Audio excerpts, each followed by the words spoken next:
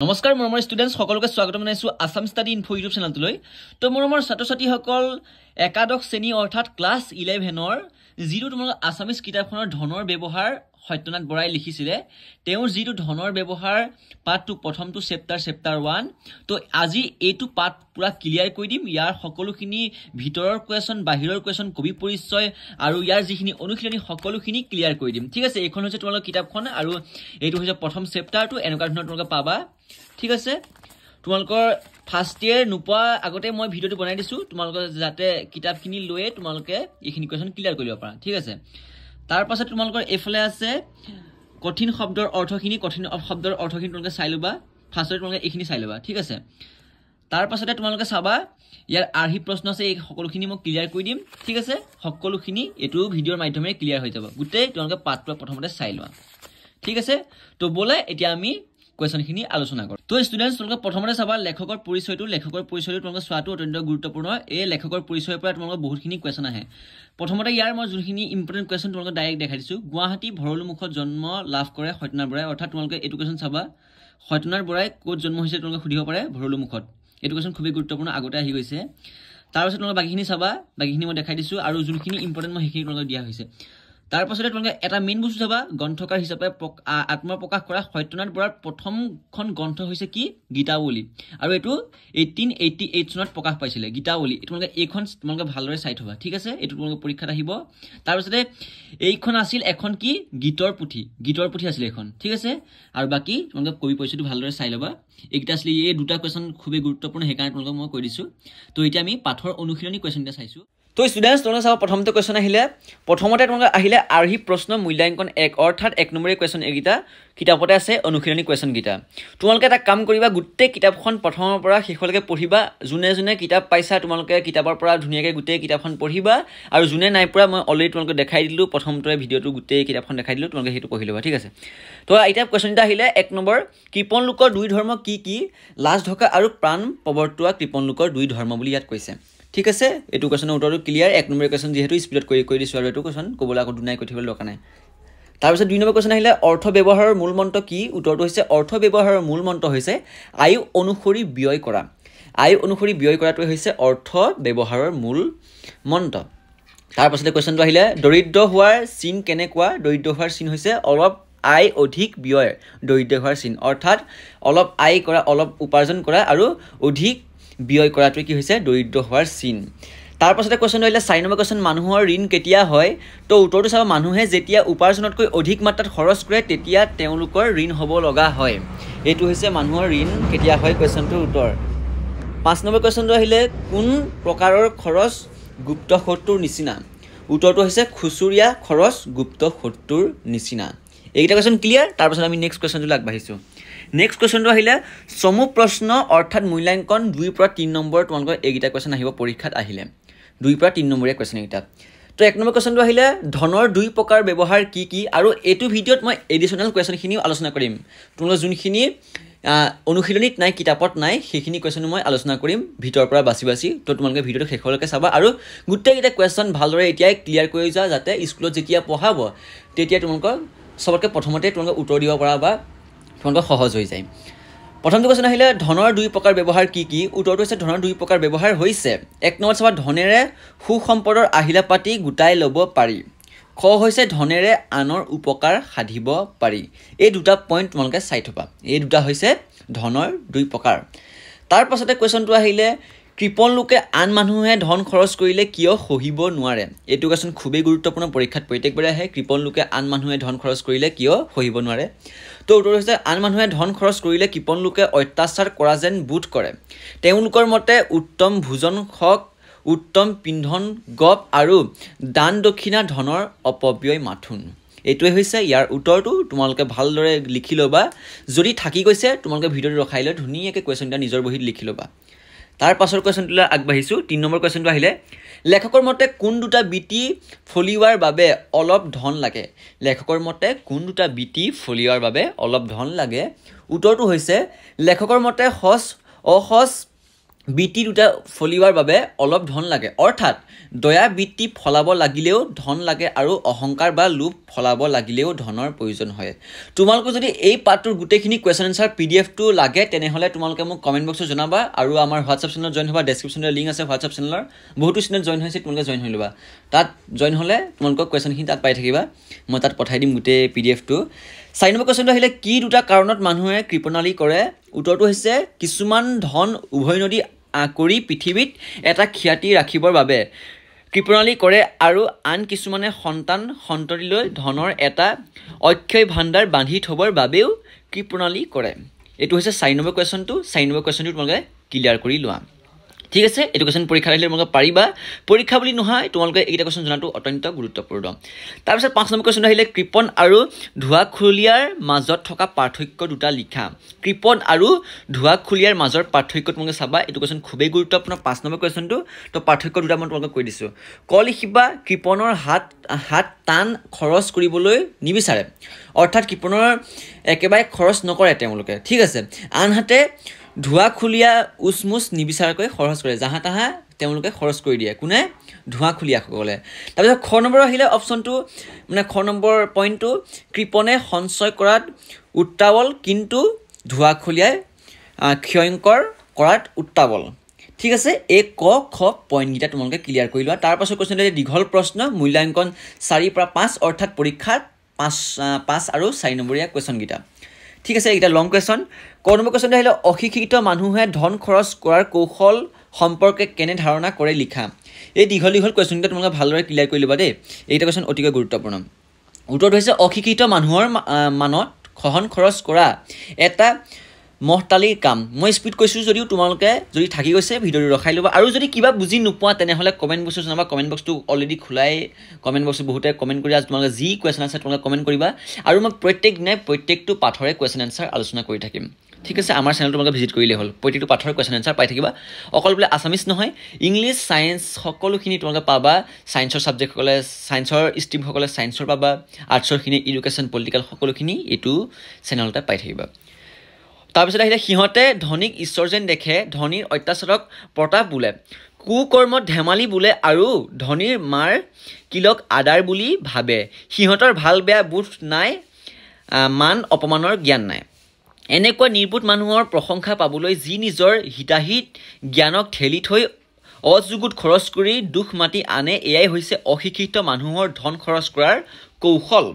এইটো হৈছে ইয়াৰ উত্তৰটো ঠিক আছে এইটো এতিয়াই তোমালোকে ক্লিয়াৰ কৰি ল'বা তাৰপিছত 2 নম্বৰ কুৱেশ্যনটো আহিলে লং কুৱেশ্যন 2 নম্বৰ কুৱেশ্যনটো কৈছে যে অসহজ বৃত্তিধাৰী কৃপণ লোকৰ জীৱন প্ৰণালী কেনেকুৱা হয় আলোচনা কৰা আৰু এইটো কুৱেশ্যনৰ উত্তৰটো তোমালোকে চাই লোৱা উত্তৰটো হৈছে অসহজ বৃত্তিধাৰী কৃপণ লোকে ভাল বস্তু খাবলৈ অভিলাষ কৰিলেও নিজৰ ধন খৰচ কৰি ভাল বস্তু কেতিয়াও নাখায় নিজৰ ঘৰত সদায় শাক ভাতৰ ব্যৱস্থা কিন্তু আনৰ ঘৰত উপাদেয় বস্তু নহ'লেও ভোজন নকৰে নিজৰ ঘৰত এখন আঞ্জা আনৰ ঘৰত 5খন বিচাৰে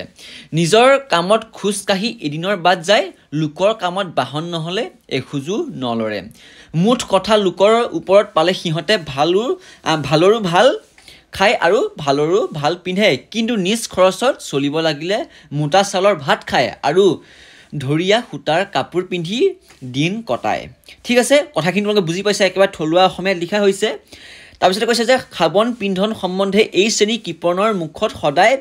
ডাংকুপ মৰাৰ কথা সিহঁতে নিজৰ ঘৰৰ আচল অৱস্থা কেতিয়াও সদৰি হ'ব নিদিয়ে কাৰণ তেনেহ'লে আনৰ ঘৰত দম্ভালি মাৰিবলৈ বাট নৰয় এইটো কুৱেশ্যনৰ উত্তৰটো ক্লিয়াৰ আৰু এইটো কুৱেশ্যনৰ উত্তৰটো তোমালোকে সকলোৱে বুজি পাবা যিহেতু একেবাৰে থলুৱা অসমীয়া ভাষা লিখা আছে তাৰপাছৰ কুৱেশ্যনটো আহিলে আৰু এইকেইটা কুৱেশ্যনৰ এনচাৰকেইটা যিকেইটা দিছোঁ এইকেইটা তোমালোকে চাই ল'বা এইকেইটা এনচাৰে তোমালোকে ভালদৰে পৰীক্ষাত পঢ়ি যোৱা তেতিয়া তোমালোকৰ একেবাৰে সহজ হ'ব ঠিক আছে তাৰপাছতে তোমালোকে চাবা তোমালোকে নোটছ জিবিডি কিবা কিবি এইবিলাক ফাল্টু কিতাপ এক্সট্ৰা কিনিবৰ দৰকাৰ নাই আমাৰ চেনেলটো তোমালোকে ভিজিট কৰিলে আমাৰ চেনেলতে বহুতখিনি কুৱেশ্যন এনচাৰ তোমালোকক আলোচনা কৰি থাকিম 3 নম্বৰ কুৱেশ্যনটো আহিলে তোমালোকে চেনেলটো ছাবস্ক্ৰাইব কৰিবা আৰু নিজৰ বন্ধু বান্ধৱীয়ে এতিয়া শ্বেয়াৰ কৰে যাতে সকলোৱে এইটো পাঠ ক্লিয়াৰ কৰি লয় আৰু বাকীকেইটা পাঠো যাতে সকলোৱে ক্লিয়াৰ কৰে গতিকে আছামিজ ষ্টাডিক তোমালোকে সকলোকে চিনাকি কৰাই দিয়া 3 নম্বৰ কুৱেশ্যনটো আহিলে মানুহে ঋণক পাপৰ লগত কিয় তুলনা কৰে লিখা মানুহে ঋণক কিয় পাপৰ লগত তুলনা কৰে এইটো তোমালোকে লিখিব লাগিব উত্তৰটো চাবা আৰ্জুনতকৈ খৰচ কৰিলে মানুহৰ ঋণ হয় ঋণক মানুহে পাপৰ লগত ৰিজায় কাৰণ পাপী মানুহৰ দৰে ঋণী মানুহে বহুত লাঞ্জনা ভোগ কৰিবলগীয়া হয় অৰ্থাৎ বহুতো মানুহে ঋণ থাকিলে লাজত ভুগিবলগীয়া হয় ঋণী মানুহে সমাজত গৰিহণা গায় মান মৰ্যাদা হেৰুৱাই মনৰ সুখ শান্তি নাইকিয়া হয় ঋণক ব্যাধিৰ লগত তুলনা কৰে কিয়নো ব্যাধিয়ে যেনেকৈ তেজ মাংস ক্ষয় কৰে ঋণেও অৱস্থাহীন কৰি নিয়ে ব্যাধি অনুক্ৰমে বাঢ়ি অহাৰ দৰে ঋণো বাঢ়ি যায় সেয়েহে ঋণলৈ পাপ আৰু ব্যাধি চপাই ল'ব নালাগে সেইকাৰণে কি হৈছে মানুহে ঋণক পাপৰ লগত তুলনা কৰে কথাটো তোমালোকে বুজি পাইছা এইটো কুৱেশ্যনৰ উত্তৰটো তোমালোকে ক্লিয়াৰ কৰি ল'বা আৰু নিজৰ বহীত লিখি ল'বা পাছৰ কুৱেশ্যনটোলৈ আগবাঢ়িছোঁ পাছৰ কুৱেশ্যনটো আহিলে লং কুৱেশ্যন লেখকৰ দৃষ্টিত ধৰা পৰা কৃপণ লোকৰ সংজ্ঞা সম্বন্ধে আলোচনা কৰা এইটো কুৱেশ্যনটো তোমালোকে অতিকৈ গুৰুত্বপূৰ্ণ উত্তৰ চাবা লেখকৰ দৃষ্টিত কৃপণ দুই প্ৰকাৰৰ বুলি কৈছে প্ৰথমতে হৈছে কৃপণৰ ধন নহয় লৰাই উমলা খোলাকটি ধনৰ সহায়ত সুখ সম্পদৰ আহিলা পাতি গোটাই ল'ব পাৰি ভোজনৰ ভাল বস্তু পিন্ধিবৰ বাবে ভাল কাপোৰ থাকিবৰ বাবে ভাল ঘৰ হাতী ঘোঁৰা গাড়ী বন্দী বেটী আদি সাংসাৰিক দুখৰ আহিলাবোৰ ধন হ'লে গোটেইখিনি গোটাই ল'ব পাৰি কিন্তু ভোগৰ নিমিত্তে ধন এই কথা কৃপণে নুবুজে ল'ৰা তিৰোতা কৃপণৰ মানতকৈ ধনতকৈহে বেছি অৰ্থাৎ হীন তেওঁলোকে ধন খৰচ হোৱাৰ ভয়ত নিজেও দুখ কষ্ট ভোগ কৰে আৰু ল'ৰা ছোৱালীকো সেইদৰে খাবৰ পিন্ধনত দুখ কষ্ট দিয়ে দ্বিতীয়তে হৈছে অসহজ বৃত্তিধাৰী কৃপণ লোকে ভাল বস্তু খাবলৈ অভিলাষ কৰিলেও নিজৰ ধন খৰচ কৰি ভাল বস্তু কেতিয়াও নাখায় নিজৰ ঘৰত সদায় শাক ভাতৰ ব্যৱস্থা কিন্তু আনৰ ঘৰত উপাদেয় বস্তু নহ'লেও ভোজনেই নকৰে নিজৰ ঘৰত এখন আঞ্জা আৰু আনৰ ঘৰত 5খন আঞ্জা বিচাৰে নিজৰ কামত খোজকাঢ়ি এদিনৰ বাট যায় কিন্তু লোকৰ কামত যাবলৈ হ'লে তেওঁলোকে বাহন বা খোজকাঢ়ি তেওঁ কেতিয়াও নাযায় বাহন লৈ যায় এইটো কথা তোমালোকে আগৰটো কুৱেশ্যনটো পাইছিলা আৰু সেইটো টপিক তোমালোকে মিলাই লৈ এইটো টপিক লিখি দিবা ঠিক আছে দেখাই দিছোঁ তোমালোকে লিখি ল'বা কথাখিনি একেখিনিয়ে তাৰপাছত আমি নেক্সট কুৱেশ্যনলৈ আগবাঢ়িছোঁ নেক্সট কুৱেশ্যন আহিলে এডিশ্যনেল কুৱেশ্যন তোমালোকে এইকেইটা কুৱেশ্যন চাই ল'বা তোমালোকৰ অনুশীলনী কুৱেশ্যনখিনি ক্লিয়াৰ হৈ গৈছে তাৰপাছতে এডিশ্যনেল কুৱেশ্যনখিনি তোমালোকে ক্লিয়াৰ কৰি লোৱা এডিশ্যনেল কুৱেশ্যনখিনি অতিকৈ গুৰুত্বপূৰ্ণ কিয়নো এইখিনি কিতাপত তোমালোকে বিচাৰি নোপোৱা এইখিনি মাজৰ পৰা বাছি উলিওৱা হৈছে গীতাৱলী নামৰ গীতৰ পুথিখনৰ ৰচক কোন আৰু এইটো 2018 চনত আহি গৈছে ফাইনেল ফাৰ্ষ্ট ইয়েৰ এক্সামত ঠিক আছে গীতাৱলী নামৰ গীতৰ পুথিখনৰ ৰচক হৈছে সত্যনাথ বৰা এইটো মই তোমালোকক প্ৰথমতেই যি আণ্ডাৰলাইন দিছিলোঁ তেতিয়াই তোমালোকক কৈছিলোঁ যে এইটো কুৱেশ্যন অতিকৈ গুৰুত্বপূৰ্ণ তাৰপাছতে কুৱেশ্যনটো আহিলে অষ্টম দৰিদ্ৰ মানে কি অষ্টম দৰিদ্ৰ মানে হৈছে অতি দৰিদ্ৰ বা একেবাৰে দৰিদ্ৰ মানুহ একেবাৰে নিচৰ জাতি মানুহ একেবাৰে দৰিদ্ৰ তাৰপাছত আহিলে অষ্টম দৰিদ্ৰ মানে কি এইটো তোমালোকক অলৰেডি ক'লোঁ কৃপণ লোকৰ দুই ধৰ্ম কি কৃপণ লোকৰ দুই ধৰ্ম অলৰেডি মই ক'লোৱে তথাপি তোমালোকে চাই লোৱা কৃপণ লোকৰ দুই ধৰ্ম হৈছে ধন সঞ্চয় কৰা আৰু ধনৰ পৰা সাহায্য নোলোৱা পাছৰ কুৱেশ্যনটো আহিলে পুৰণি অসমীয়া গদ্য সাহিত্যৰ ইতিহাস কেনেকুৱা উত্তৰটো হৈছে পুৰণি অসমীয়া গদ্য সাহিত্যৰ এটি গৌৰৱোজ্জ্বল ইতিহাস আছে পাছৰ কুৱেশ্যনটো আহিব আধুনিক অসমীয়া গদ্য সাহিত্য কিদৰে পৰিপুষ্টি লাভ কৰিছে আধুনিক অসমীয়া গদ্য সাহিত্য জোনাকী যুগৰ পৰা বিভিন্ন গৰাকী লেখকৰ হাতত পৰিপুষ্ট লাভ কৰি বৰ্তমানৰ ৰূপ লাভ কৰিছে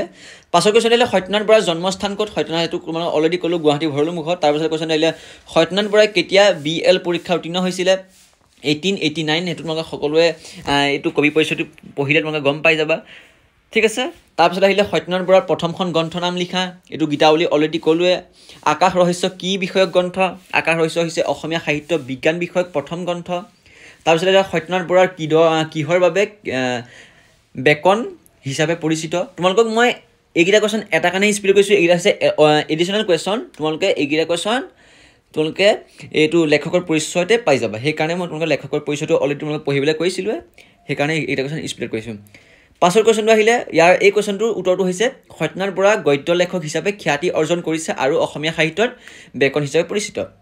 পাছৰ কুৱেশ্যন আহিলে সত্যনাথ বৰাই ক'ত কিছু অধ্যাপনা কৰিছিলে সত্যনাথ বৰাই গুৱাহাটী আৰ্ল কলেজ আৰু কটন কলেজত কিছুদিন অধ্যাপনা কৰিছিলে